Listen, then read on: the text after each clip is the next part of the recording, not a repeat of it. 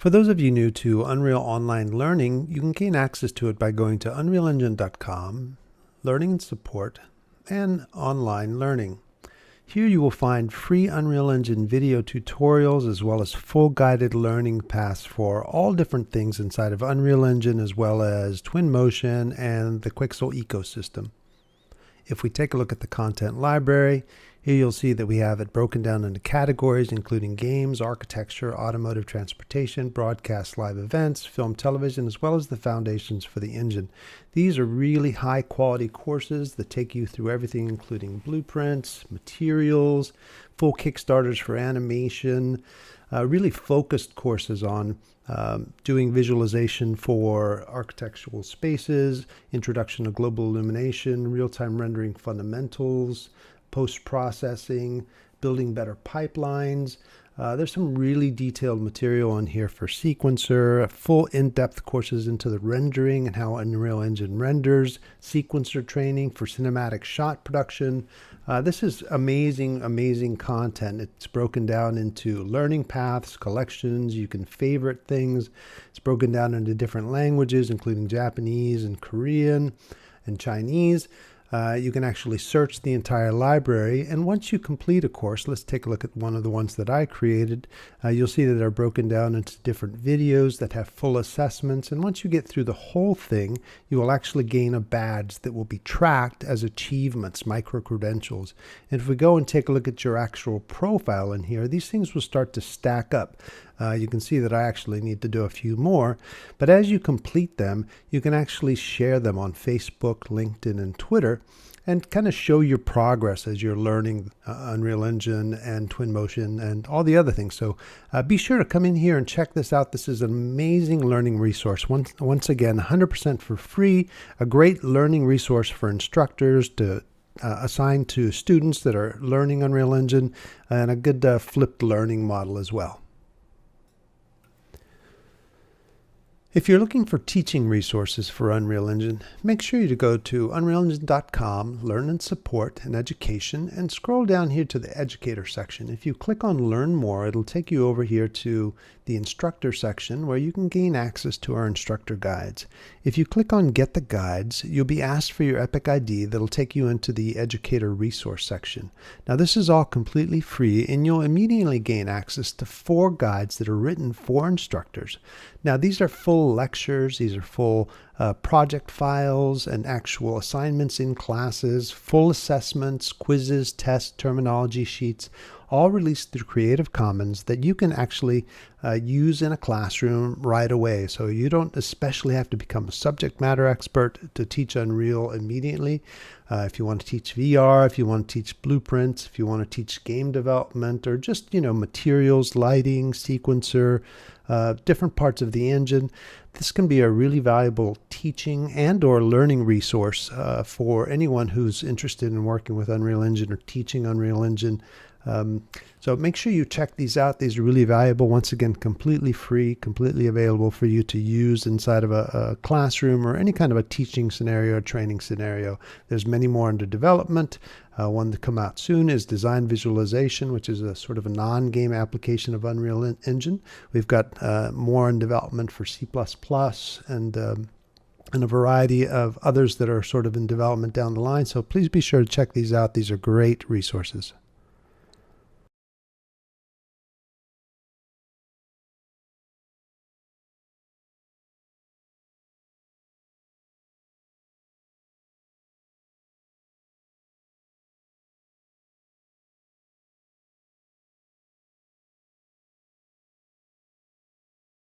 Thanks. Hello, everyone, and welcome to this week's stream. Hello. We are very excited this week to have a stream that's focused on Unreal Engine 4.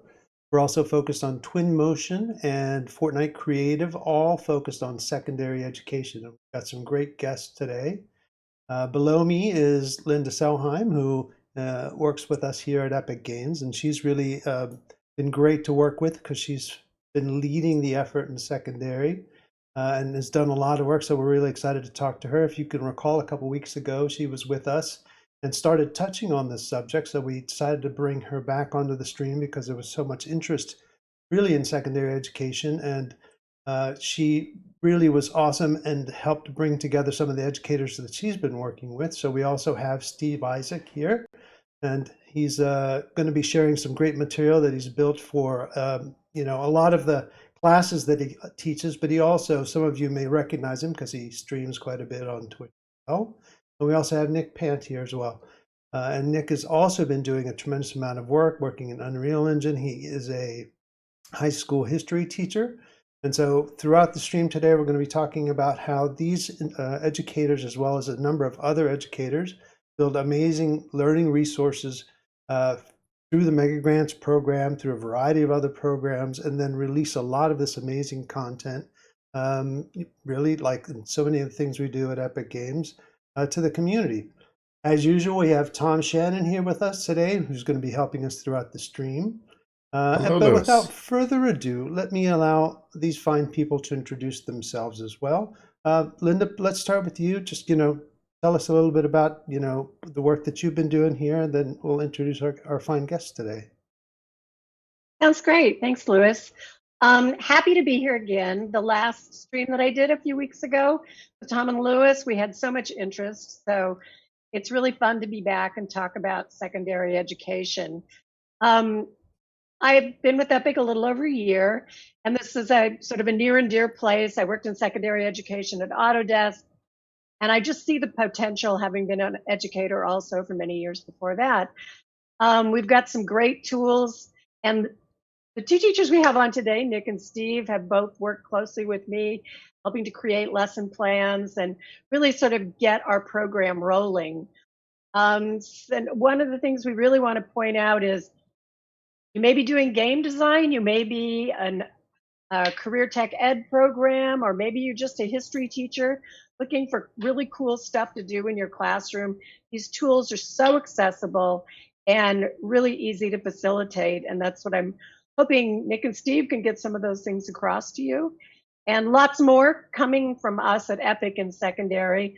I know we have a whole talk here today, but some of the things we're excited about is a Teaching with Fortnite course that's upcoming soon that'll also be localized. We've got more lesson plans, so later we'll show you our page and lots more of those coming. And I will just turn it over because I could keep talking. Awesome. Well, we're going to ask you lots of questions about it, but how about let's go over to Steve. Please introduce yourself. Tell us a little bit about what you do, in your school, but also online, because you have quite a, an online persona, and you've been doing this for a while. So yeah, tell us a little bit more about yourself. Sure. Thanks, Lewis. Good to see you, Tom. It's been a little Great while. to see you too, man. Thanks. And of course, Nick and Linda. So my name is Steve Isaacs. I teach game design and development at William Allen Middle School in Basking Ridge, New Jersey, and Ridge High School I've been teaching about 28 or so years. And I've been primarily at the middle school, and then I've been trying to get my game design program up to the high school, and finally this year we got it there. And one of the exciting things for me about moving up to the high school was that I know that my students at the middle school that use tools like Unreal Engine, were struggling a little, but I knew that but some of them were embracing it and doing great. But I knew that we had a lot of potential at the high school. So when I started at the high school, one of the things I got excited about, actually it was in middle school, that some of my students started getting asking about using about using Fortnite Creative in class, and that started sort of an awesome ride in terms of Fortnite, and then moving up to Unreal, and I'll probably talk more about that as we move on. But in addition to teaching, especially since we've been home for all this time, I've been streaming primarily content creation tools in the morning at 9 a.m. every day for my students and for a wider audience. I really love the idea of constructivist learning and learning with a community. So it's been really great to bring people together, not just my students, but other educators and other students and things, to be able to experience that. So, I'm also very active on Twitter and in the game-based learning communities and such. So, if you're not following me on Twitter, please do. You can connect with me. I love to chat game-based learning and all things related to what we're talking here. And also on another note, with regard to the lesson plans, I've been fortunate enough to be working closely with Linda, and we've been writing a number of lesson plans that are not just so I teach game design, but we've been writing lesson plans that serve many different content areas, in fact, all content areas. So I'm looking forward to talking more about that, move forward to. Thanks. Yeah, that's great. In some of the lesson plans, you focus on teaching game design, but some of it is physics-based and math-based. And so I think that's one of the things that is really exciting is that there's lots of different content that, and things that are not specifically game focused, right? Absolutely. Yeah. And Nick, please introduce yourself. I know that we've had a chance to talk a couple times this week, and some of the stuff that your students are doing inside of Unreal Engine, at the school level, the grade level that you're at is really exciting. Please introduce yourself. Sure, yeah. First, thanks for having me. This is exciting. I'm Nick Pant, as Lewis said. I'm from the Dayton Regional STEM School in Ohio. This is going to be my 7th year there. And I currently teach 9th grade social studies, so that's American history. And I'm going to be in my 4th year teaching game design to high schoolers. And so my inspiration for incorporating Unreal in a history class started because as a humanities teacher at a STEM school, our school is a public STEM school of choice, so students choose to go there. I just felt like since they're choosing to go there that I should try to incorporate some STEM stuff into my class. So at the time I was really into Skyrim and teaching 7th grade world history, Middle Ages, so that kind of got me into looking at how video game design and that technology can be used in a historic capacity. And then that turned into a project that we're going to talk about later, where all of my 9th graders basically create levels in Unreal, create an interactive 3D environment. And then that turned into a club after school, and then that turned into 3 game design classes, where the first game design class, the students basically learn fundamental things, and they have already learned Unreal in my history class, so they have that knowledge. And then the 2nd and 3rd year is just capstone project stuff. So this year I think I'm going to incorporate some more serious gaming things into it, where we can maybe model our school and try to solve some problems we have with parking, for instance. We have issues with parents dropping students off and things like that. So Dude, I want your job. That sounds awesome. yeah. Seeing a Twinmotion project there. Exactly. Yeah, that's why I was asking earlier, because I think it would really work really well. I'd like to do some drone stuff too, maybe, and put that in. No, I really want your job. Oh, yeah.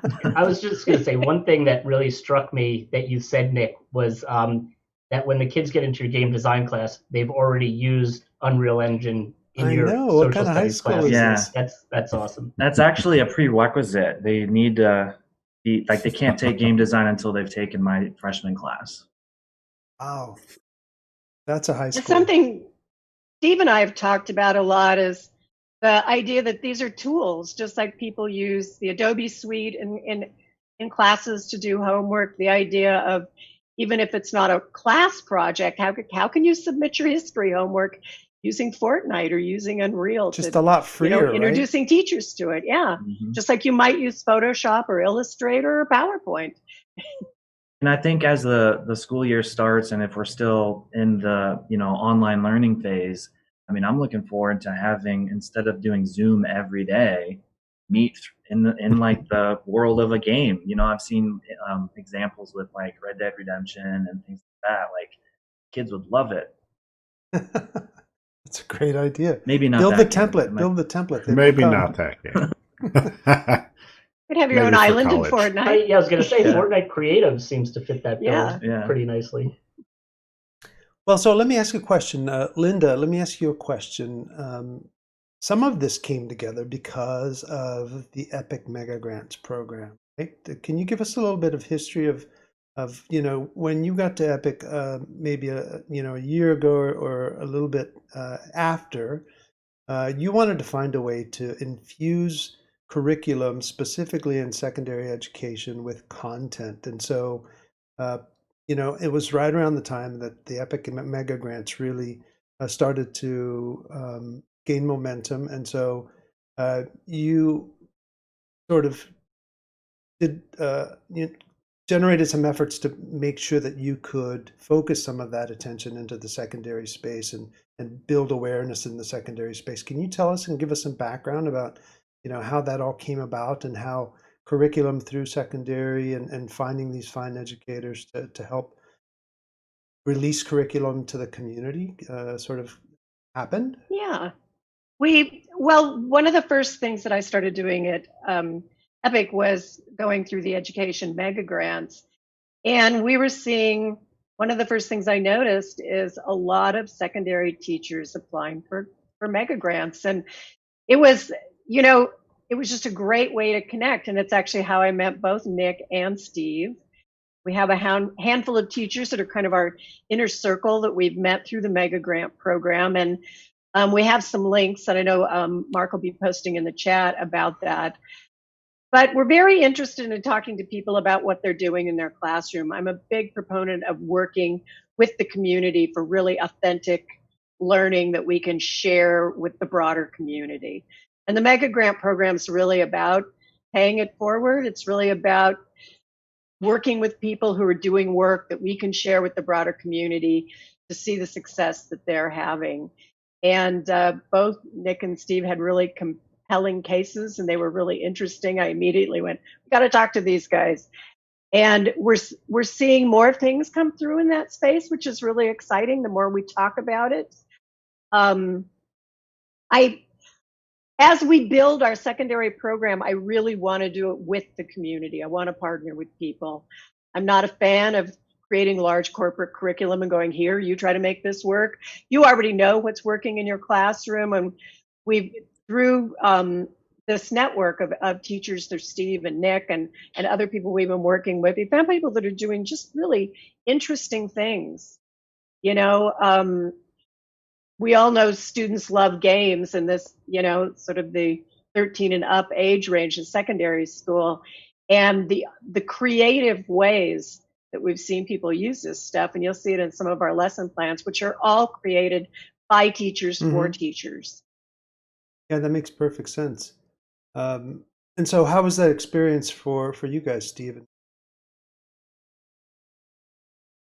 Go ahead, Steve. Well, I happen to be very fortunate that I teach game design, but that didn't happen by accident, really. It was a function of the value and the agency that kids have when it comes to games. And, I've been teaching, a variety of, career and technical skills. The game design process involves people, design teams and people from all different interest areas. So we're talking coding, but we're also talking graphic design and sound engineering and stuff. So Right. I found it to be a wonderful opportunity to do that. And then, and then as certain commercial titles have, opportunities for students to be content creators, that's the magic sauce, right? Like, so Fortnite Creative, these kids are experts at Fortnite. They're experts at, kind of the building and all the mechanics. And then when you present them with an opportunity to take those skills and be purposeful and meet our learning outcomes, whether they are, history or science or what have you, the kids, that you can't do more to empower them and motivate them in a space that's so valuable and important to them.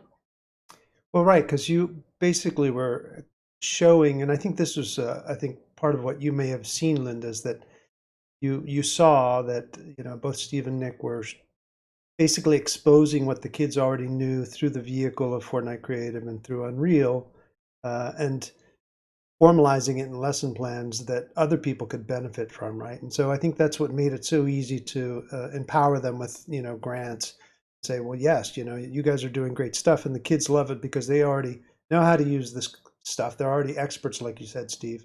And I think that I think that's one of the reasons why we wanted to do, a stream like this, because, hopefully there are a whole bunch of educators out in the stream or that will watch it afterwards when we put it on YouTube and go, well, I do that too, and there are more grants, right? And there are more people that are Yes. building lesson plans or have lesson plans or want to build lesson plans or have great ideas. And, this is for everyone. This is, for everyone who's got this content and who has great ideas.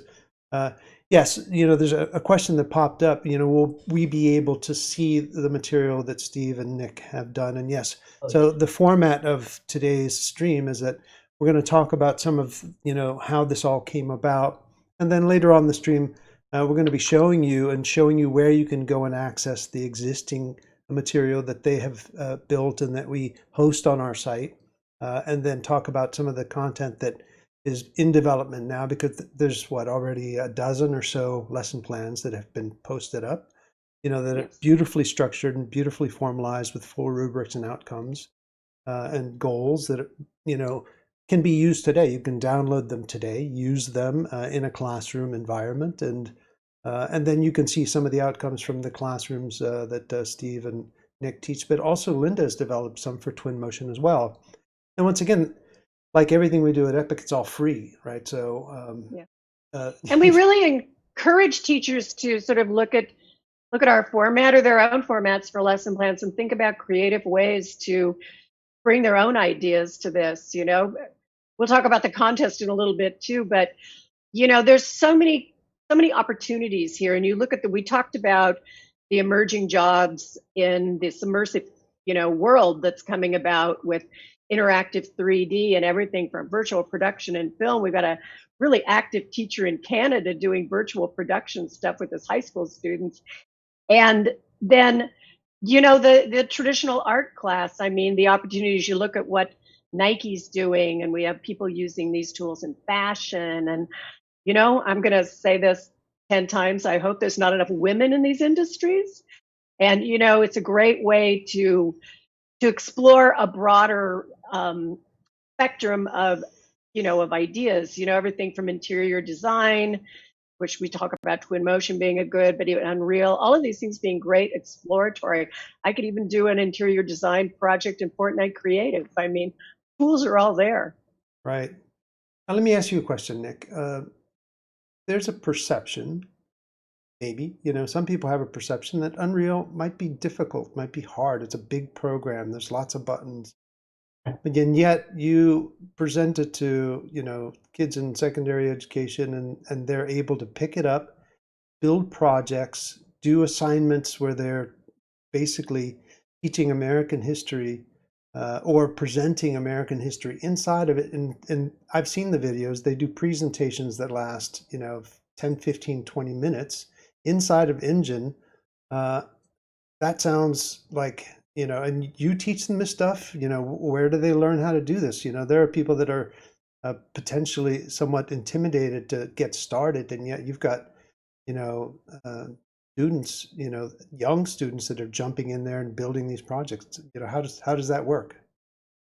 Yeah, they're 14 years old, and one thing that really helps is my school. The foundation of my school is project-based learning, and so the students are used to collaborating with each other, providing peer feedback through critique sessions. So my job is basically getting all of the organization. It's pretty extensive early for like me to like get everything ready, the materials, introduce it.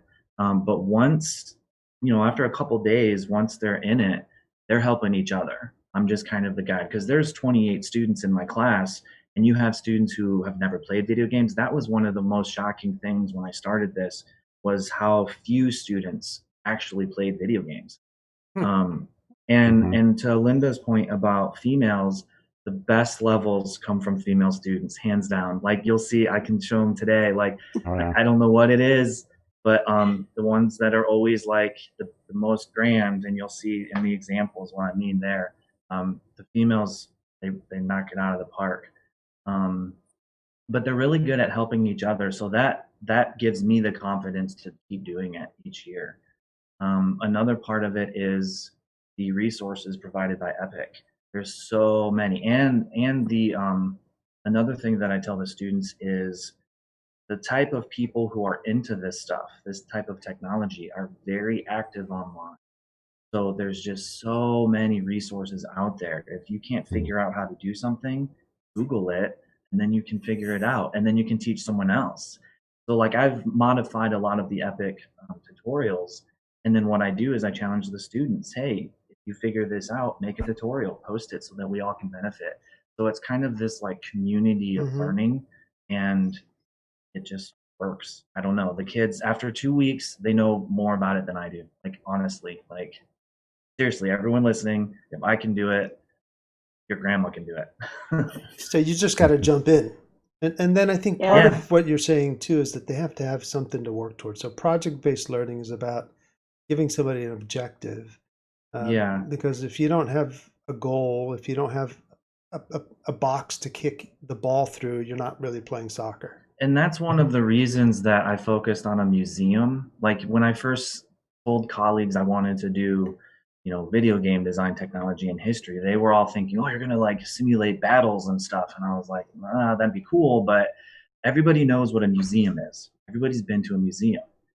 And to Linda's point, the way that I draw them in, or at least I try to, especially the students who don't play video games, is that it could be interior design, it could be architecture. There's so many different ways that you can approach this, which just boosts the creativity amongst the students. Like it can be anything that they want, as long as they have a little bit of history in there. I'm happy. Now, and to what Nick was saying, and I think this is important for educators out there to hear. I have to be honest, the kids know far more than I do about even about Fortnite Creative. So when they get started, as they want to do something in the tool, they know how to learn how to do it. Like, they do go to YouTube, they go to all these places. I think we're, as educators, learning a lot about how kids learn. Nick and I, probably our primary goals are to guide the process and, kind of set the structure, set the foundation. I almost feel like somewhat of a project manager in a sense, like I'm, kind of guiding kids where they should be at a certain time, having them give me certain reflections at checkpoints so I know their progress and they're explaining that to me. But if I waited until I knew these tools as well as the kids, we wouldn't get anywhere. And that was probably the moment in my career that was the most transformational, when I first let go of thinking I was supposed to be the expert and thinking I was supposed to teach the kids all of these tools. I mean, I go back using all sorts of, sandbox type games and things, and the kids, I've leveraged their expertise. And again, and I've even, had to rethink things like the guidelines for projects and loosen those up a lot, because when you let the kids drive the creativity, that's when things happen. So I hope people hear that, because you do not have to be, you do not have to play Fortnite extensively or know the, the different devices or know Unreal Engine extensively. The kids, I give so many choices in what products kids can use, that much of the learning, they have to take ownership over that.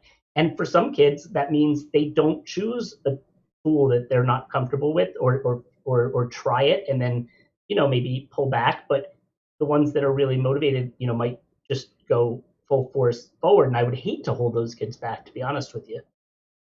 Yeah, and if I could, you're talking about motivation. So there's two things that I really was surprised with when I started the project. The first is that everybody struggles. I'll never forget the first year I did it. I had this female student. She was new to the school, so she wasn't like completely comfortable with project-based learning. So that was a struggle. And after the second day, she was crying about the project. It was just too difficult. 2 days later, she comes in and she's like, I'm done. I figured it out. I mean, she did 3 weeks worth of work overnight, because like it was just, she needed to overcome that obstacle. And It's funny because I used to teach middle school, and one of the reasons I moved up to high school, I was like, oh, little 7th grade girls crying at me. Like, I didn't feel comfortable dealing with that. And then I did the Unreal project, and now like more people cry than ever with it. But it's through the tears that they like find the personal meaning. And so like I'm all about it. I'm like, you're crying, that means you're learning. Go for it. And So then true. the motivation factor, they're motivated to learn the history content so that their museum is the best, which I wasn't expecting. I thought they would like put the history, like, which is, it's a social studies class. There's a state test for my subject. Like, they need to learn the history. The goal is for them to create a level that they can use to teach the player history that they learn in my class. And so even though you didn't structure it as a contest, their competitive nature still came out. They're teenagers and right. helped drive them forward. Yeah. and it's all about the history. Like, you know, I do other projects throughout the year, and like they might not realize that research is like the focus of it. Like, I kind of like hide that that's like the point of it. But with this one, it's like, yeah, they could just have 3 little posters that are, you know, historic in nature, but that's not as cool as the person next to them. So then like it's almost like they go back and forth. Like, what do you got? Oh, I'm going to do that 3 times better. You know, like, so in the end, they have these really grand museums with like way more history in it than I care for them to do. And then their final product is them explaining everything in there. So like, and I don't want to like brag, but like my students do really well on the state test. So I feel like it's still like the standard based evidence is still there, even though we pause for 3 weeks just to focus on the technology. Yeah. Hmm. Well, let me take a step back. You know, maybe everyone in the chat is fully aware of some of the other things we're talking about aside from Unreal Engine, but you know, Fortnite Creative, we don't want to assume that everyone is 100% sure of what that is, right? So for those of you who don't play Fortnite, there is a creative mode that's, you know, somewhat a little bit like Minecraft or something like that, that, you know, that allows you to actually play. Steve, can you take us through a little bit about Fortnite Creative? Just tell us what it is, and then, you know, later on you'll actually show us some of the stuff. But you actually teach children how to, you know, not children, but you know, your students how to build inside of Fortnite, and that's called Fortnite Creative. Because you Right. know, some people may not be aware that there is this mode. Can you tell us a little bit about what Yeah, you do? absolutely. So Fortnite Creative, each player has their own like island, and it starts as an empty island that they can build on. And you know, you use the comparison to Minecraft very much so. What's really neat is that there are these prefabs or already existing structures that you could place in the world. You can also edit anything that you put in the world. So like if I put a castle in the world and then I want to build a huge, you know, iron or stone fence around it using one of the pieces of the existing castle, I could take that and continue to use that. Um, there are a number of these devices which allow for like automation. So because my focus is often, you know, is on engineering, automation, and you know, design, game design, these features are extremely important. So kids that want to create their own game in the creative environment can use, like, there are these triggers that can when you activate them, something else happens in the game. There are portals that allow you to transfer from place to place, which really immediately brings to mind like, ooh, you could create like a choose your own narrative type adventure simply by bringing in a lot of prefabs and having people make choices about where they go, you know, and that kind of thing. But a lot of it is drag and drop. I mean, almost all of it. But you do get into some of the logic with, you know, like I said, with the triggers and the scoring and things like that. So that's where that automation piece comes in.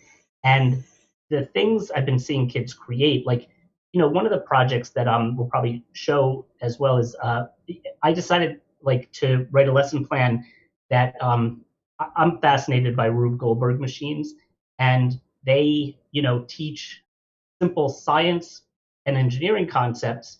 So that works well for a lot of classes. But for me, it served as a good introduction to the automation in Fortnite that they will then use those transferable skills when they make games. So my kids make Rube Goldberg machines in Fortnite Creative, and that's one of the lesson plans that's available. And we tried to make it very simple that you could almost essentially turnkey that lesson if that's something of interest to teachers, and kids learn the skills that go with that. But again, it really highlights a lot of the building, a lot of the automation and that sort of thing. So it's just, it's a sandbox, it's a playground, it's a sandbox where kids can really, let their imagination run wild. And some of the lesson plans, like similar to what Nick has done in Unreal, is we have some history-based lessons, in Fortnite because of the ability to build any kind of structure you would like and narrate through that or do so many things. So when you think of, if you're only thinking of Fortnite as the mega gaming hit, with the battle royale mode, it's hard to conceptualize how open-ended creative is. In fact, when my kids started, we set boundaries around what they could use and what was appropriate for school, and that's where this Rube Goldberg project came in, because there's not a single weapon in that project, things like that. So it's I'm amazed at the potential, kind of like I also am with Minecraft. And they save their maps, and they can then present the maps that they save, and each have their own sort of content that they build.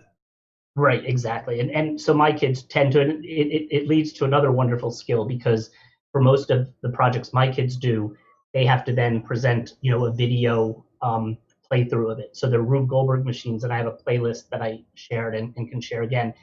They basically, take the video footage of the whole thing once it's finally working. And let me tell you, the amount of iteration that goes into that, because they're using speed boosts and jump pads and things, and they want something to go from here to this baskety thing, and it doesn't, so they have to reconstruct it, all those kinds of physics type things. But at the end, they have this great video with music and such, that's how they tend to present them. Their final games, or when they make games, especially even during this coronavirus time, we would meet during my class office hours, and the kids would be able to share their Epic ID to connect to test each other's games. So we had a lot of live beta testing happening like that as well. Because the best situation is when you could play the game, and in the classroom we can do that. And I'm glad we were able to do it. That's the other thing about Fortnite Creative. It is so incredible that it's on just about every platform.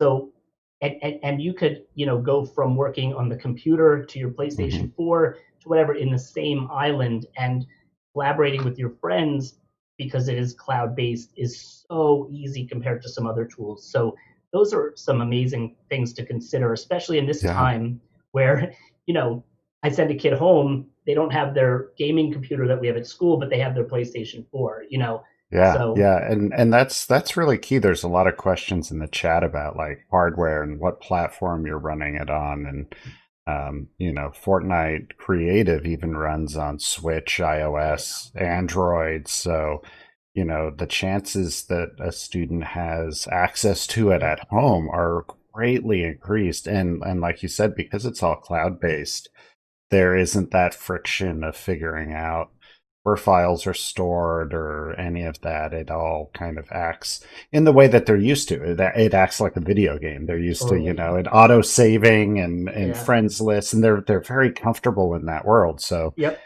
they don't have to tackle the complexities of saving files and sharing files through whatever that professional style tools can, because it's all abstract. No need for GitHub in a no GitHub or Perforce.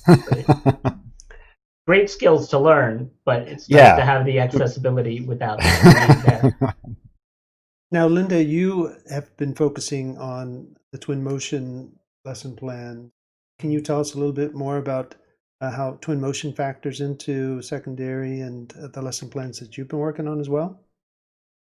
Yeah, we really look at Twinmotion as, Fortnite Creative is a great place to start. And if you want to explore more, kind of a step in between Unreal and Fortnite Creative is Twinmotion.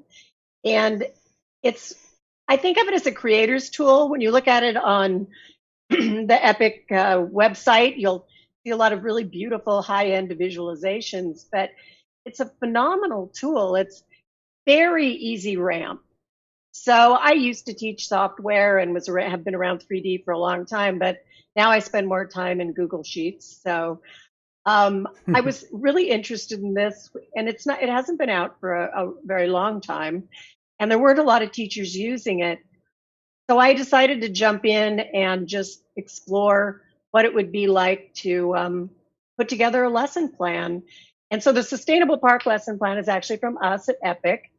And what I like about Twinmotion, it's got a lot of great learning features in it. And I don't know if you want me to flip through the slides I have now, or I can just sort of talk to it, but whenever you're ready, if you're ready to jump into that material, we can start doing that. Or if you want to just talk about it on the high level, and we can jump in that in a minute. Well, I can just talk about it a little more, then we can move on. But what it's got simulation for weather. It's got geolocations. So for the Sustainable Park project, we actually recommend your students can pull up their own neighborhood, and it'll bring it up in sort of a blocked in 3D, and you can sort of look, where would you put a park? Where would you do something good for your community? I got really interested in it. And then another one of our grant projects is actually we trained some high school teachers that are working in Los Angeles. It's a 10 high school project, and they're actually using Twinmotion to sort of re-envision the Los Angeles of the future, the students. So it's just a really fun tool. I've seen teachers go in and do fantasy stuff with it and block in kind of game level like things. We have some new lesson plans coming in that are architecture and industrial design oriented from a great teacher in Canada. Give Mike Santalupo a shout out here. I hope he's listening. And Mike's been working on some stuff around industrial design, sort of as a pitch viz tool to look at your ideas in. So it's pretty diverse. It's sort of a theater. And you can jump immediately into VR if you want to, Yes. and you can do presentations out of Twinmotion, which is really powerful. I think good things to note is that, whereas Unreal is, full editor mode, full runtime mode, make an executable, Fortnite Creative is a game in essence. And so, yes, you are playing in a game, but then you have the ability to edit that game. It is a runtime tool. And Twinmotion is a runtime tool as well. So yes, you can edit in it, you can import things into it, and you can export things out of it. But there is a significant sort of difference between what you're doing. But it doesn't really hamper anyone in a classroom environment. Actually, in many ways, it simplifies things in a lot of ways because it reduces the number of options, right? And I think that can be one of the things that can be intimidating in a classroom environment when you put something in front of a student is, I can do anything. What do I do? Whereas you get into Twinmotion and even in Fortnite Creative, you reduce the number of choices. And I think that for a young learner, a new learner, reducing the number of choices is not a bad thing because it on-ramps, one of the things about an on-ramp on a highway is that you can only kind of go one way. And then you get on the highway and you have more choices, right? And so some of these tools can be better ways to get into learning than necessarily just go someplace where you can do anything you want, in which case, what do I do? So that's a great analogy. And Twinmotion is what we were talking about earlier. You can import easily from SketchUp. There's a lot of things actually in Twinmotion that you can use. And there's kind of immediate gratification. It's a quick ramp to learn. You can easily export images or little videos. You can take your scene and look at it with snow and sunshine and explore a lot of geographic stuff. So I think it's a really fun tool. Well, before we get into your individual to build worlds and like you said, have that instant gratification because there's so much in there that you don't have to tackle, but you're still, I think young learners understand what the limitations of tools are. So if you give them a tool that has very hard limitations, they're kind of unencouraged, if you will, if I can make up a word. to use those tools because they know they can kind of sense immediately. I can only go so far. Um, so it's these tools are they kind of limit the overall possibilities, but they present so much that they can do, and they don't seem limited, like a lot of kind of early STEM education tools seem to be, because they're real tools. Like Twinmotion is a tool that architects use right Professional now architects, yeah. in industry. So it's a real thing that they're learning, and not a kind of an abstracted thing. And that's Yeah, actually and aside, yeah, go ahead, Nick. I was just going to say, like, that's actually one of the things I use to pull them in, is that they're learning applicable skills that professionals in the industry learn, like use today. Like we could do something, that's designed for children, but they're excited to learn how to do the Yeah. actual thing that's gonna, that they're gonna do in a couple years in college. Mm-hmm. Yeah. And it's a great addition to, aside from something you can explore with regular core classes. I think for a lot of people teaching in CTE programs, around industrial design and automotive and architecture and engineering, it's a great quick payoff for visualization. And I think you can import just about anything in, and students will really love it. Well, before we go into your individual presentations, let me share some of the material that is on our website, and actually show people the links to these courses. One of the very first things I want to share is that, what was it, on Monday? We recently put up a blog with all this material. And so we can look here at this blog. So it's Innovating in the Classroom with Real-Time Tools. So this is, if you go to the news section, it's in the first couple of sections of news, and it actually has links to all the material that we're talking about here. And so it's a really easy way to sort of get a quick peek at a lot of the things that we've been talking about here. And did you write this, Linda? Is that right? Or, Actually, well, everyone contributed, Steve yeah. and Nick and Melissa and Chris Allen. Yeah, so this is a focused, sort of centralized place where you can get all the links to all the material that we've been talking about today, and it just came out this week, so make sure you take a peek at that. And then also, you can go to that article, which is this, and then that'll take you to the link to the actual secondary education lesson plans. And so here you'll see all of the lesson plans listed out, and currently there are 7 of them available. And you can see that there's the Building Community Skate Park, the Virtual History Museum, which is Nick's, and then you've got the Rube Goldberg. And then if you click on any one of these, for instance, the Rube Goldberg, it'll give you an overview and the learning objectives. So it's broken down, specifically. It gives you a targeted grade level, then the teacher, and then you get an immediate download link. So, we don't even, make you jump through a crazy number of hoops, or go in and sniff your computer, do any of that stuff. That's not Epic, by the way, for those of you who are not aware. We just don't do that kind of stuff. We build learning material, we share them with our community, and then it's available on PDF format, so you can start to take a look at this content. It's really well broken out, with Linda's education background, and of course the instructors. It's got a good lesson overview, gives you the learning outcomes, lots of good links to additional learning. I don't know if you guys, it's got a great rubrics, which I think is really helpful. Takes you step by step through the material. And then I've got some of the other ones here as well. So you've got the design manor, the skate park, virtual history museum. And as I know I'm going through this a little quickly, but I think most of them are set up fairly consistently in the way they're actually broken down. And then here at the bottom, of course, is, for instance, Nick's social information. So if you've got specific questions, and he actually puts his email in there, so you can reach out to him.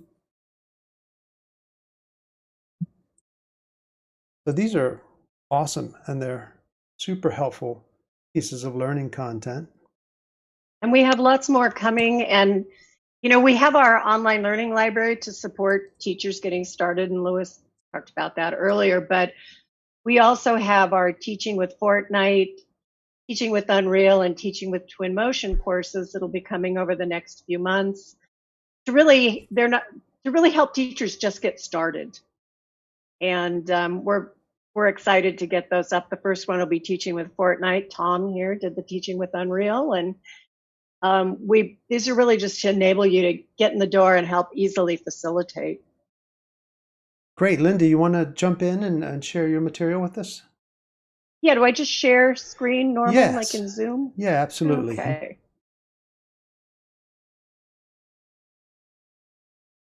And I'm going to do is just focus your camera here. So just a quick preview of the lesson plan. You can see this, right? The Yes, sort you of got front it. page of that. But I just threw this together really quickly. I'd walk through the program, but I'm having some computer problems today. So I wanted to show you, this is a sustainable park. This is just a render from it. I spent one day learning the program, and then I spent about 3 hours putting this project together. So everything in here has come from either Twinmotion itself or the SketchUp Warehouse. Very, very simple things, really easy to drop trees. There's even a great feature where you can, you know, show vegetation growing over seasons. I'd really think it would be fun to do a farm project, you know, like a school farm or garden. So my park had a food truck area, food area. We had Too many spreadsheets open, aren't there? I probably do. Sorry. I'm so terrified to shut a browser down. So you didn't model any of these models. All these models. No, all these. They either came with it or you could easily get them in there. Easily accessible. So if you had a specific idea, you could even, you know, download a kit of models for your students to use. Actually, Twinmotion has quite a bit in it. Just a couple of different views. So the feature I was talking about that I really like is that you can go into context and then urban, and by clicking on the little magnifying glass here, you can type in an address. So students can actually work in their neighborhood or someplace they'd like, and then it'll bring up a simple block-in of whatever that is. I actually brought up my neighborhood, which was pretty rural. We only have a few buildings. I think that's the fire department. But you can play with different kinds of vegetation. You can paint it in, you can drop it in. I just have a few shots here. Change time of day. I mean, basically you can do a lot of simulating. And really fun is the weather. You can explore weather. You can have it sunny or snowing or rain. And then you could actually have that as part of your video. Write a little snow. And then, as I said, you can explore the vegetation simply with different seasons, what it would look like. So that's it. I just pulled a few things this morning from the project. And I really think it's worth opening or downloading and opening up and taking a look at it for all kinds of activities. I think there's a lot of fun stuff that can be done. Yeah, and if you want to learn more about Twinmotion for education, maybe 3 weeks ago, Tom, we did a full stream on Twinmotion for education. So those are archived on our Unreal Engine YouTube channel. And you I just dropped a link into the chat there.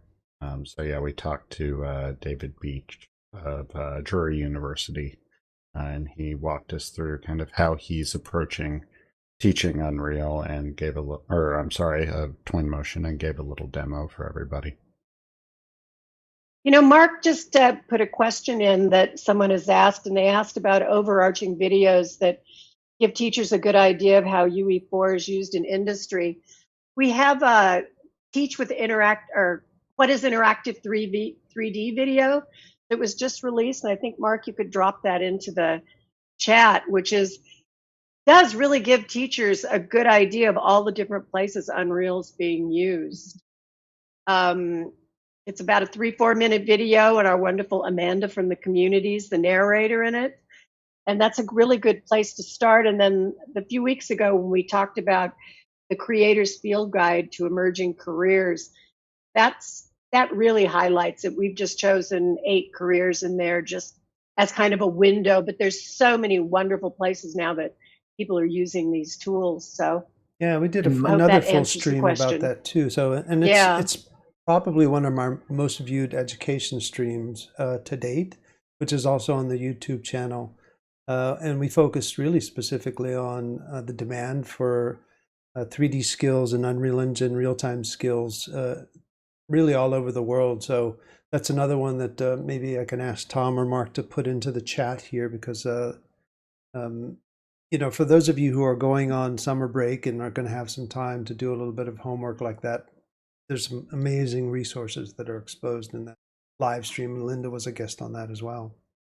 I've always also added the Unreal features videos that you make every year. I show the students on like day one when I introduce the project, and that just kind of highlights some of the things that they can be done. Like, we obviously don't get all of it, but a lot of students don't know what Unreal is. They know what a video game is, but my students, they start coding in 6th grade now, so like they're familiar with like working behind the scenes, but nothing like Unreal. So I always like to draw them in with those features videos.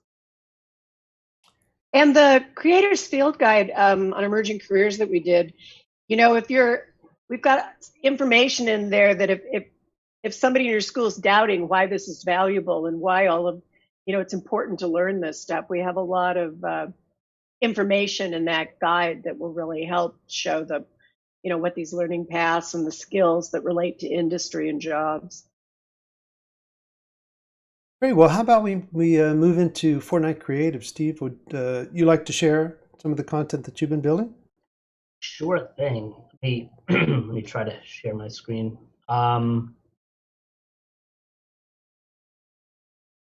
Yes. Hope that worked. Does that look about right? Looking good so far. Okay, good. So I wanted to talk a little bit about the EPIC Mega Grant Program and sort of what Linda was speaking of earlier.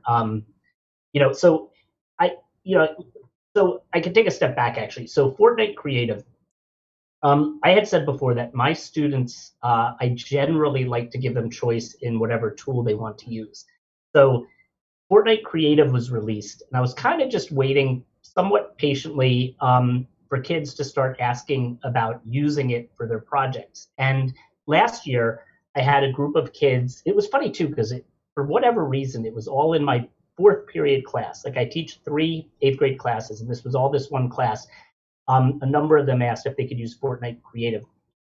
And my initial thought, like with everything, is that, just because of because it was Fortnite, I wanted to at least get, approval and from our administration and such. So I put that in the hands of the kids, and I said, I fully support it, but I think we should get approval from our principal. So why don't you write, a letter to the principal, and we'll present it to her and, see. And, I helped them with some ideas. In other words, the challenge at first was just that thought of like, at the time, especially, like, people were just thinking Fortnite and thinking Battle Royale, especially when Creative was very new.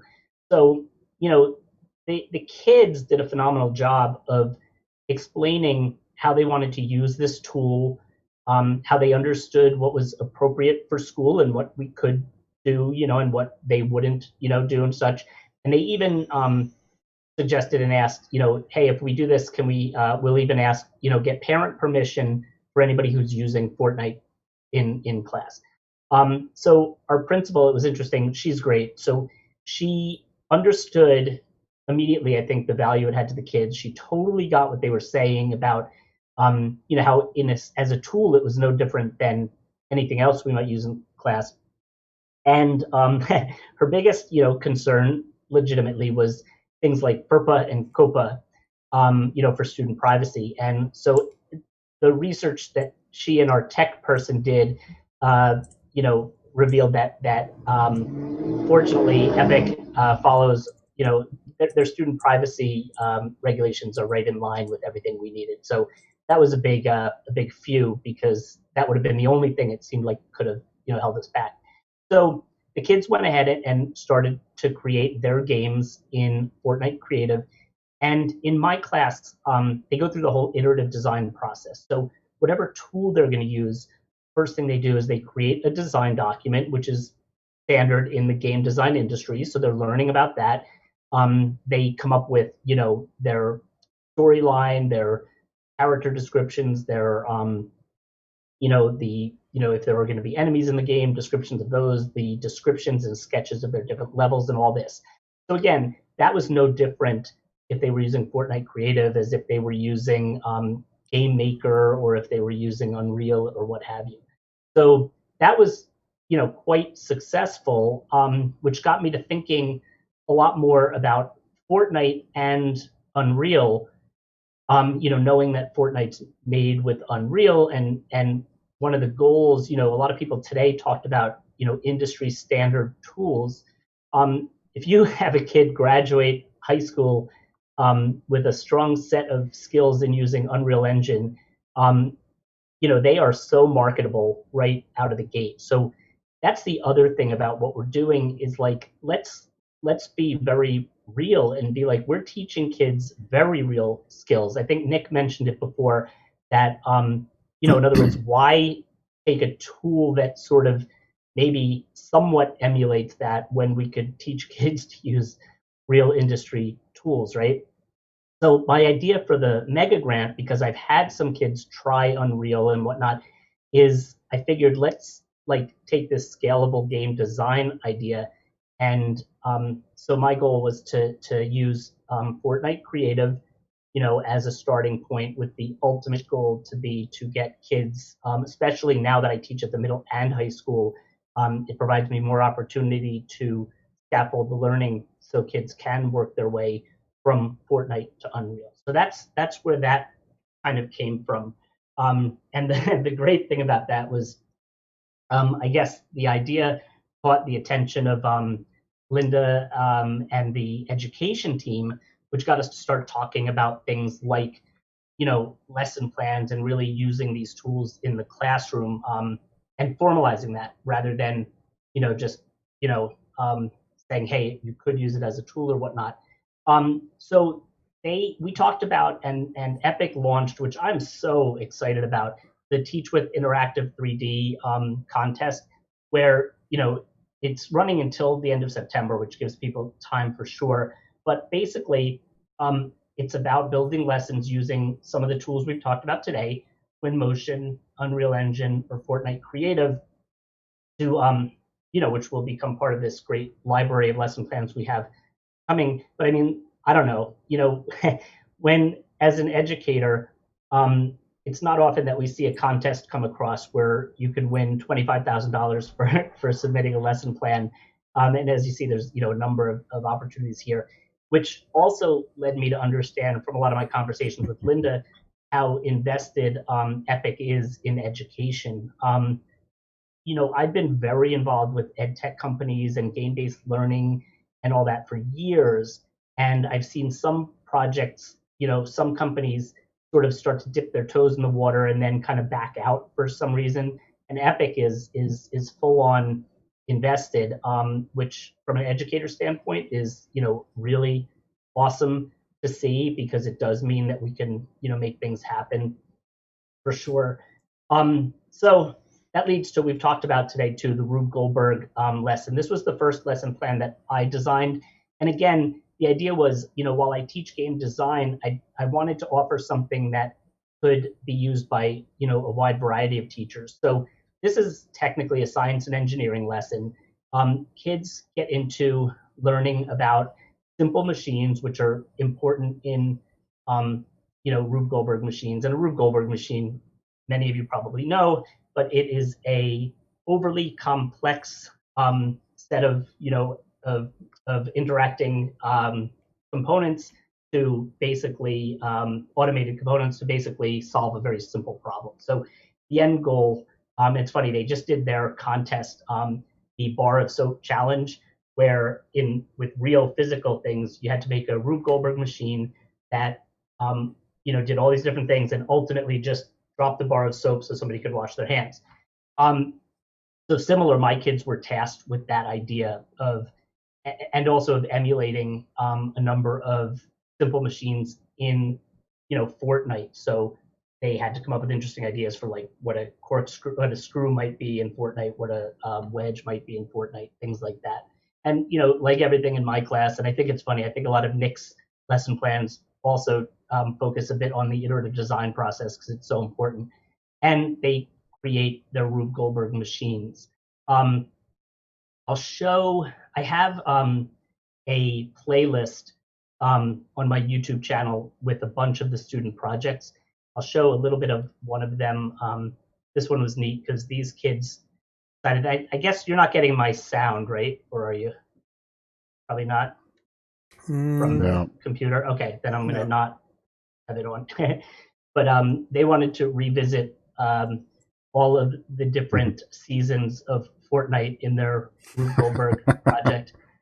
So, and so again, like I was saying before, the kids also, the end result of all of their projects is that they create a video to showcase their work, which I love. I think it's great that kids are then, learning just simple skills. These days, it's so much easier than it used to be to have kids create, a video walkthrough of a project. And I think it's a powerful way to share. And the fact that I can share them all on YouTube gets the kids a nice amount of attention. I mean, I've had some kids who start watching the views of their videos get up to like, 1,000 plus, views, and that's them, kind of sharing with an authentic audience, So there's a lot of them used, ballers and bounce plates and bounce pads and all that to ultimately travel their thing. And I think this is, we can watch it through to see how, I forget how theirs ends. I think I kind of remember.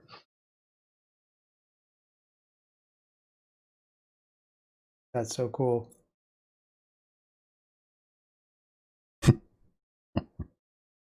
And that's the unfortunate ending for their baller. But as you can imagine, the kids have like an amazing time. But they're doing incredible iteration. I have this experience that I've shared over and over, where every once in a while I get a phone call from a parent that asks why I'm giving so much homework in my class, and I have to then kindly respond and say, I'm sorry, I don't give any homework. Your child is actually really interested and continuing to work because they choose to, which, I don't think many parents are used to that experience of their kids working on a school project because they want to. So, there's that. And then when it comes to their final games and things, a big part of my rationale in my class is that the kids reflect on their overall experience. And, that's one of the best ways for me to sort of assess them is when they work on their project and then they're giving me, a report back on their progress, their team progress, their challenges, successes, how they incorporated feedback and all that. So again, for me, I think authentic projects make so much sense. Like their blog posts are being, published publicly, which is important to me. That, their videos are public, all this. So that adds meaning for the kids. But of course, they're pretty pumped about what they're doing regardless. And that kind of gives you a little bit of an overview. Here's also the lesson plan site that I think was showed before, but I'm really proud of the fact that we've got so many secondary lesson plans, and we have a number in the pipeline as well. Here's another one that I had written, which is Fortnite Literature Machinima, coming up with an alternate ending for a text using Fortnite Creative. And there are, others coming, some great ones. Mike Washburn worked with us on some Fortnite Creative ones in terms of counterfactuals and all these great, concepts that come up in different content areas that we've been able to use these tools to really, speak to. And of course, in the chat or wherever, please ask any questions. Hopefully we'll have some Q&A time as well, but I'm super excited about what we're doing and, about Epic's, genuine interest and investment in education, because anybody out there who's, hopefully a lot of you are educators that are watching, I think that speaks volumes. So, thanks. That was awesome. Thank you. I guess I should stop sharing my screen too, right? Only if you want Nick to show anything. Yeah, I'm trying to. It always throws me off here. Here, Zoom. We'll go to Zoom. Here we go. Stop share. Whew. Luckily, we can all watch you. Watch me fumble and. You're making me look great. better. Thank you. Good. That was great. There's a lot of impassioned conversation in the chat while you were sharing that. People were like, I want to do that now. Good. Do it now, please. It's there. It's available. Well, that was great. Let's jump into Nick's, and then we'll expose some question and answer at the end, because there's lots of great conversation in the chat, and I think we will just keep burrowing through. So yeah, let's jump in there. Right? Everybody see that, hopefully? Yeah. So first thing, since this picture here with the female student, you can see she's got some Post-its there. I just wanted to reiterate what Steve was saying. Feedback is a big part of really the school, but especially the project. So that she's applying feedback that she received from her peers there. That's what all the Post-its are. And using professional workflows. Yes, that's right. So this is just a little PowerPoint of using Unreal in my class. The students create a virtual history museum. And what's really cool about it is that it's a semester-long project, essentially. There's 3 units that I use that are social studies content: women's history, industrialization, the progressive era, and then African American history. And one thing that I found to be beneficial is that not everyone can succeed with technology stuff. I mean, I'm having 112 students. They have to do this project, and it's not for everyone. So adding social studies assignments into the project was my way of allowing the students to be successful, even if the technology is difficult. So for example, it says essay or interview. They have to do a 5-paragraph essay about women's history. The first year I did it, the students had to interview someone in their family. That was when the election was happening. So Hillary Clinton was running. So like they had to talk about the impact of a female candidate. And then they recorded that interview, and then they put the interview in their museum so that they could hear their own voice. Unreal. With the progressive era unit, they make black and white silent films. They put those videos in their museum. So they'll have 3 exhibits, essentially, 1 for each unit. And the goal is that the students are teaching the audience what they learned in my class. So on the screen there, that's a picture of one of the walls of their women's history exhibit. I focus another part within the African American History Project. We do a Harlem Renaissance Gala where students have to find a personal connection with a historical figure from the Harlem Renaissance, and they create an artifact for that person. They have to interact with other people during like a fancy party. And so one of the things that they have to include in that exhibit is just something from that project. So there's always a social studies component that they're working on that goes into their interactive world. The final product is a screen recording of themselves playing the level, and they're narrating on top of that, basically explaining the history. And then this past year, I had students also explain an obstacle or something that they learned in Unreal. So a lot of them are pulling up blueprints. That's the visual scripting component to make doors open, and everybody adds fire and electricity and stuff once they learn how to do particle effects. they'll explain how this was difficult, but then they were able to overcome it. So like there's also like more technology component, and then part of doing that this past year was that these students, they've been coding longer than the students I had before, so they understood like the behind the scenes working of like, they just picked it up pretty easy. Ideally, since it's a video game, we'd like to publish their games so that the community can play them, like it's meant to be interactive. This year we're getting a server, so hopefully like we're going to be able to do that, which will take this to the next level. But what we've done so far is we have an exhibition night. Parents and community members come in, and the students have their laptop, and then they can play their game. Otherwise, it's just like a screen recording of the level. As I said before, project-based learning is offering them a lot of voice and choice. And if they played video games, then that's a pretty easy way to draw them in. But if they haven't, then like I say, well, really, it's not even like a video game. It's more of a interior decoration or architecture. A lot of students with the drag and dropping features, they pick up on the architecture components rather well. And again, everybody struggles, but in the end, they've created this amazing product. So it's the mistakes are memorable, and I think it's a real confidence booster for these students who are like new to high school. This is the first major project that I do for the year. So we learn women's history for 6 weeks or so, and then we take 3 weeks off to learn the technology. So when I introduce it, this is my example. I followed Epic's tutorial, which you'll see in a second. And my initial goal for them is to create a small room and have 3 history things in it, like 3 posters. So that's like bare minimum. That's all. If they do that, they get 100%.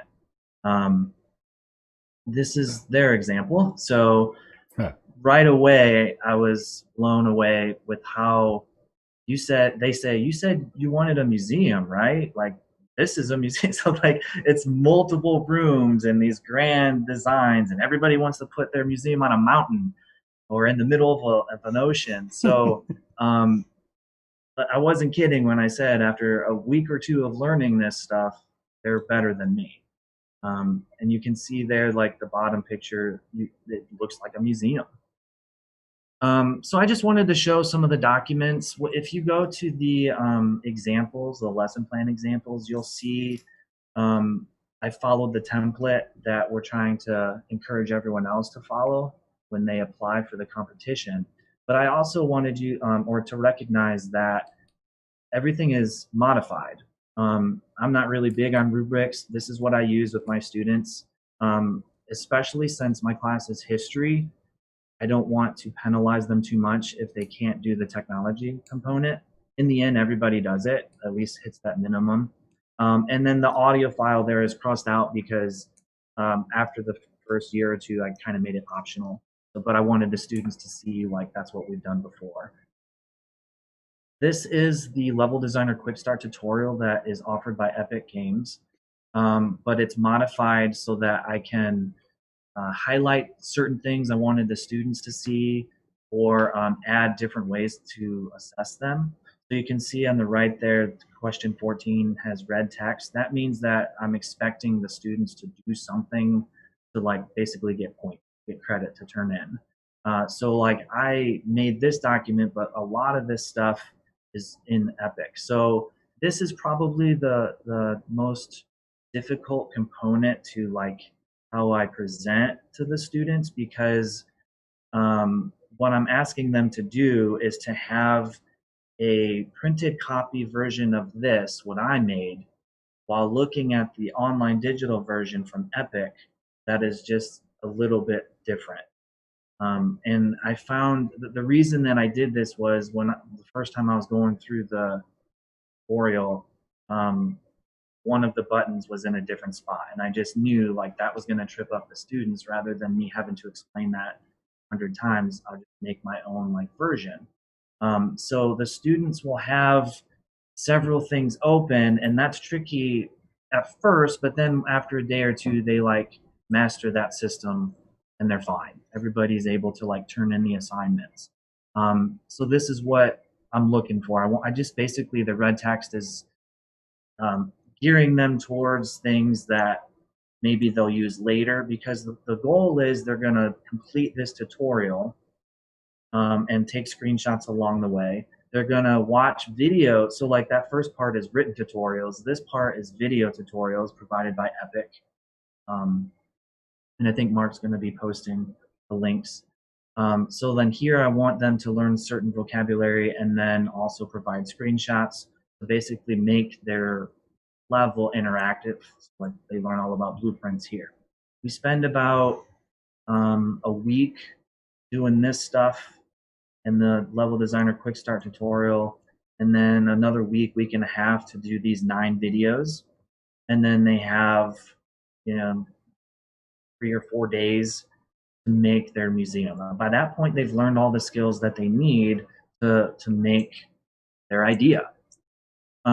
So in addition to those, so like I basically give them the tutorial and like the assignments I want to grade, and provide the video tutorials for the blueprints.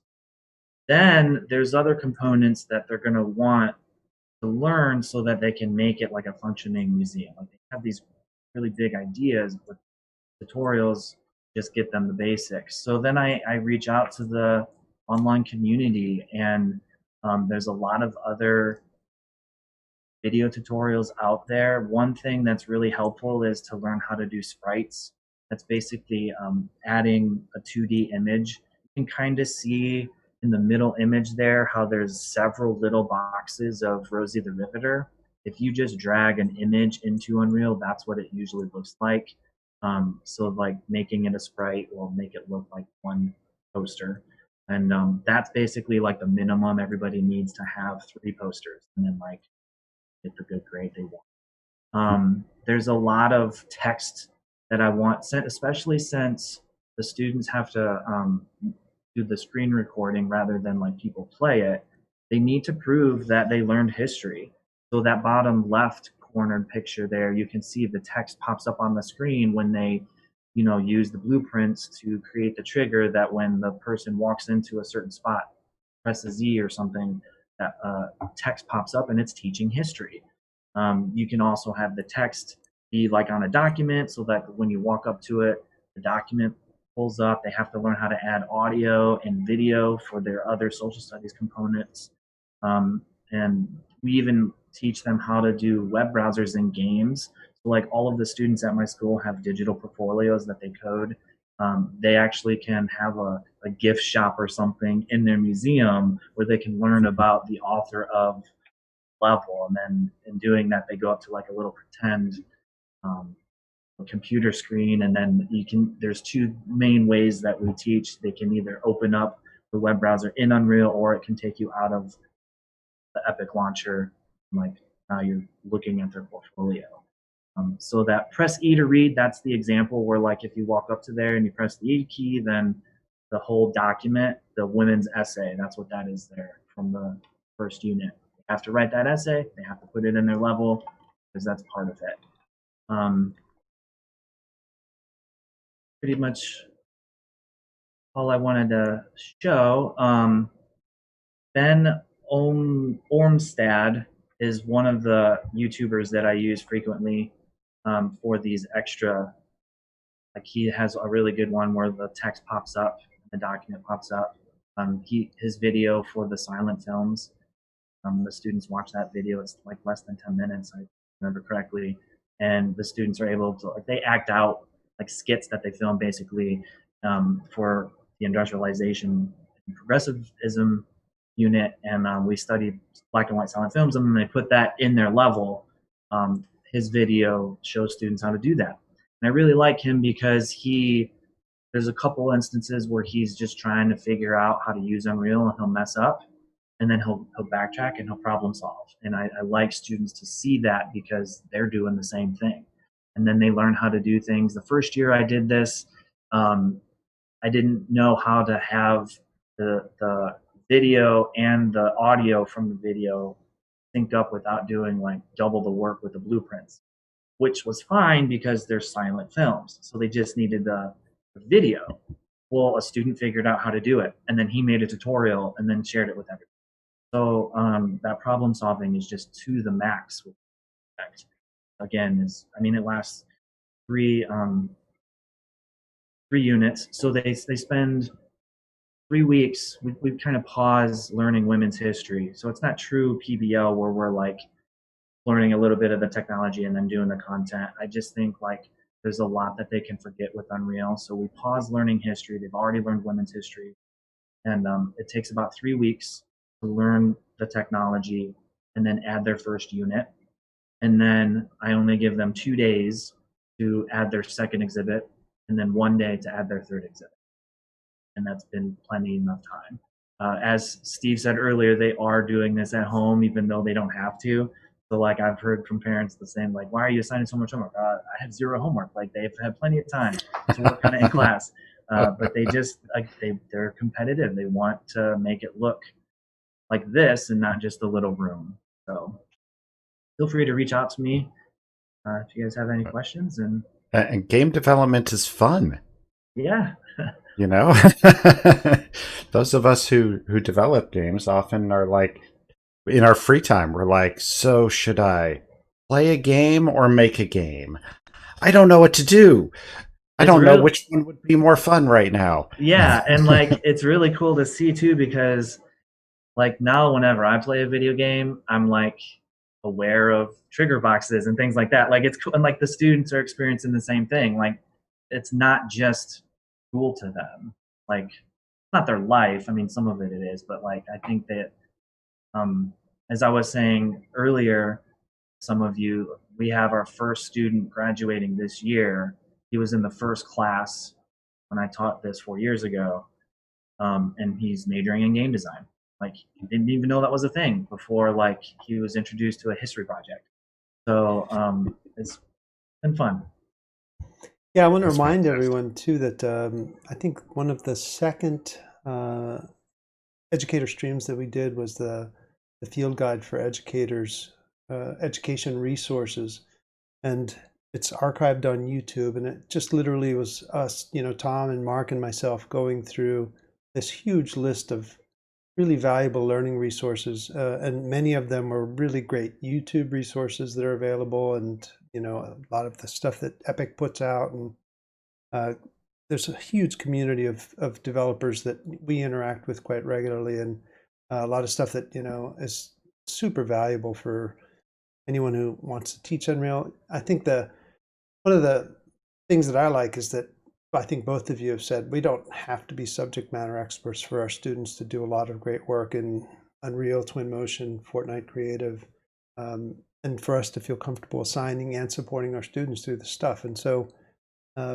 if you're watching the stream or if you're going to watch it after the fact on YouTube, it's not too late to start. You don't have to spend the entire summer becoming a master of Unreal Engine. Not that that's even possible. It's a big tool.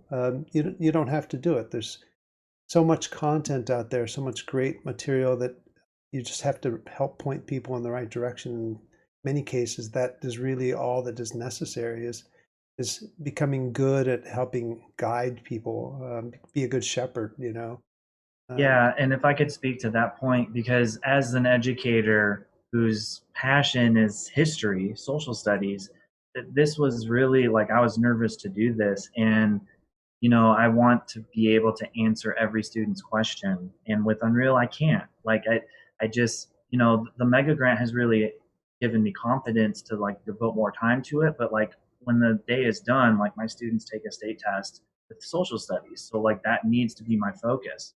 So I think the best thing to do is to create that environment where students feel comfortable helping each other because it'll just save you in the end. Like it breaks my heart when I can't answer a question, but I've created that environment where, hey, I don't know how to answer that. Let's look it up. Let's work together.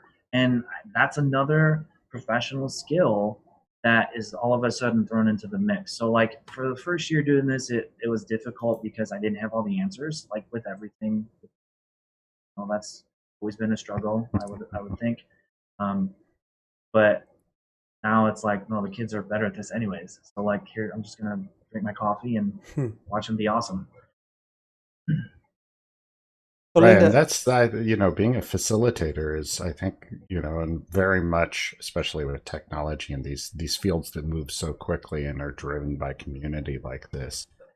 As an educator, really being a facilitator and offering guidance is more important than ever because there are so many resources out there. Yeah. They can YouTube, they can find old tutorials. So, like you were talking about, letting them use old tutorials and having to find the pain points and see what doesn't work, and then seeing what they do when they find those solutions, sharing them, whatever. Um, these are all really, really key, and it's kind of it's something that I hear from educators from secondary all the way up to graduate, is that the students come in and suddenly week 2 they know way more. They've got way more time to dedicate to it than their instructors do, and they have a community around them that is doing the same, and so they just push forward so fast, and they're almost challenged to keep up. So it's, I guess it's a double-edged sword. Yeah, go ahead. I was just gonna say real quick, I think the students respect when the teacher's open and says like, I'm learning this with you. Like they respect that you don't know everything. Like you're more humanized when you're open with that. I also think, it models a community of learners. And I'll tell you, my job got so much more exciting when I come in every day and don't exactly know what we're gonna try to tackle. And I'm like, I love learning. That's the reality, right? So how great is it that kids can see? I mean, I'm really passionate about learning this stuff. So if kids see that and we do it together, I mean, that's awesome. And there's a little bit to learn. Unreal has a couple of things to learn, 1 or 2 tools. Linda, I wanted to ask you, some of the things that are on the horizon, specifically, you mentioned already that there's more of this content and development. Is there anything else that you wanted to share for secondary specifically? You're on mute, by the way. Thank you. Sorry. I talked a little bit about the teaching with courses that are going to be coming out. I'm talking to teachers about creating some stuff for us for Hour of Code next year. We're hoping to do some pretty exciting stuff. I keep my eye on what Steve and Nick are doing and always talking to them about new ideas for lesson plans. And if there's any teachers on the stream that are really interested in what we're doing, reach out, because we'd love to know what you're doing in the classroom, and pick up the tools and try the lesson plans and take a tour. Expect more. I mean, we're very interested in under current circumstances. We know there's a lot of changes for potentially for fall with teachers. No one really knows where things stand right now, and these are great tools to bring into the classroom, the virtual classroom, and to get students excited and involved. And we talked about with Fortnite, you can use it on a cell phone. Yeah, and you can always give us feedback on this material on at UE Academia at epicgames.com, which I'm scrolling on the screen right now. There is a question here that I think is a very interesting question, is what do you say to students that feel like giving up? Those who say that they can't do it because they're not strong enough, or they get confused with coding. I'm sure that Steve and Nick have had their share of students who are like, this stuff, I can't do it. What do you do with those guys? I just tried to answer that in the chat there, but feel free to take it, Steve. I just wanted to. I mean, it's a great question. And I think with giving kids choice, we have to accept, and I do it myself too. There are some things I try to learn and I just might not be ready or comfortable. And it's okay to try. And I mean, I want the kids to, be, demonstrate grit and persevere. So I might help support them. There is the part that I've talked about where finding different roles in the process. Like I've had kids with Unreal, where one kid might decide they want to work more in graphics and do something in Blender and then share that with their partner, and that's also fine. But I don't think there's anything wrong with sometimes trying a tool and then deciding to backtrack and decide it's okay to use a different tool. Um, I think it's very realistic, and I think as long as the environment is such that they don't feel like bad about themselves for that having happened. I think sometimes they dabble and then say, we could have that conversation. But I don't think, like, I would never say, if a kid starts the project in Unreal Engine, that they're stuck with that, with their choice by any means.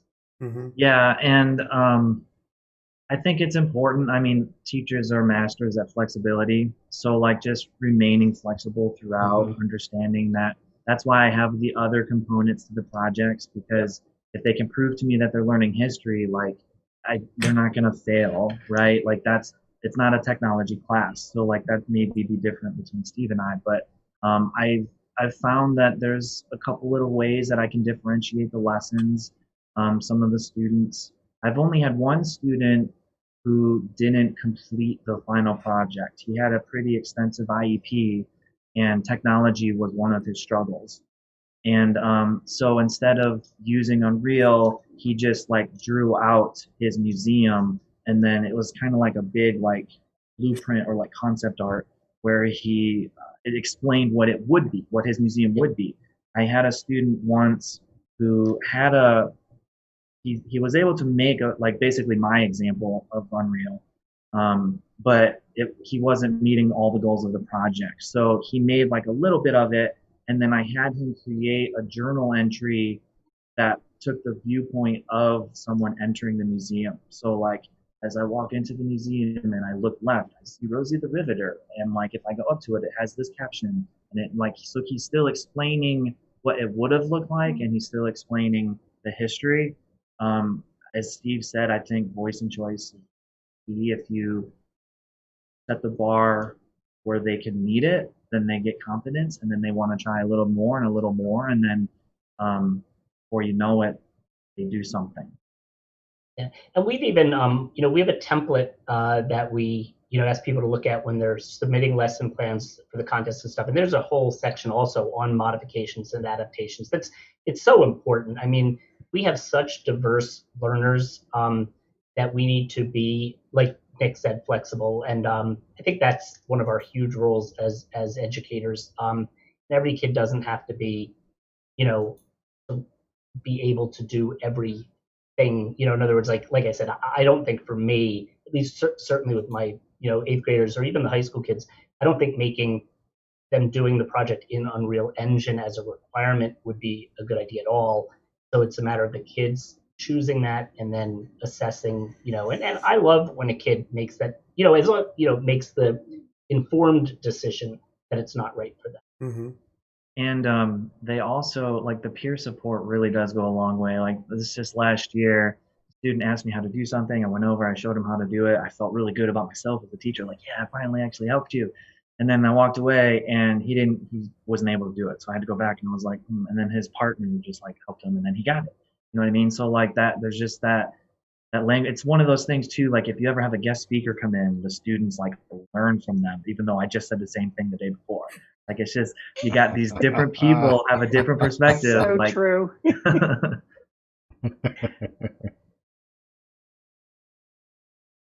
Well, this has been really a great stream, and I want to thank you guys so much for coming and sharing everything that you shared with us. Is there anything that anyone would like to add before we start to wrap up today's stream?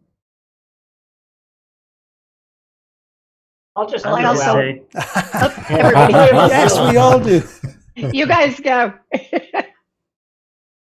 I was just going to say that there's a tremendous community out there of educators that are excited about, teaching and learning with interactive 3D. Another thing that's really transformed my career has been finding the people that are my network. A lot of that's been through Twitter and other places, but I have these great people that I can learn with and from. So that community of learner, agency, affinity group stuff, I mean, there's so much power behind that. So if you're interested, please join. And Mark Dubois, who's in the chat, is starting community of educators around these tools and things, I think through a Google group and some other ways. And I intend to support that and also offer things like that because I think that's hugely important. So, get in there and get excited about it, but don't think you have to do it alone. Yeah, I was just gonna say, try it. I think if you can make that one little room based on Epic's tutorials, that's enough to give you the confidence to trust in the abilities of your students to do way better. So like just try it. You got the summer now. If it takes you more than a week to do it, then like that's your answer if you want to implement it. And I just wanted to add that we want to make it easy for you. So reach out to us at Epic. And I also want to thank you guys again for being here and always being a great springboard for me as we build these programs out. Yeah, absolutely. And once again, don't hesitate to reach out to us at UE Academia at epicgames.com. Tom and myself and Mark and Linda will monitor those and respond. I want to thank Mark, who's been very active in the chat. Mark Flanagan, who's the European evangelist, as always, who typically joins us on Friday. It's getting late in the day for him, but he's always such a great participant in these chats. And yep, that's him there. And so he's been very active helping with the links and everything like that. And once again, thanks, Tom, for participating. Thank you very much, Nick and pleasure. Steve and Linda. It's always such a treat and pleasure to have you in the stream today again. I did want to mention a couple of things before we start to wrap up today's show. For one, let me get to my browser really quickly.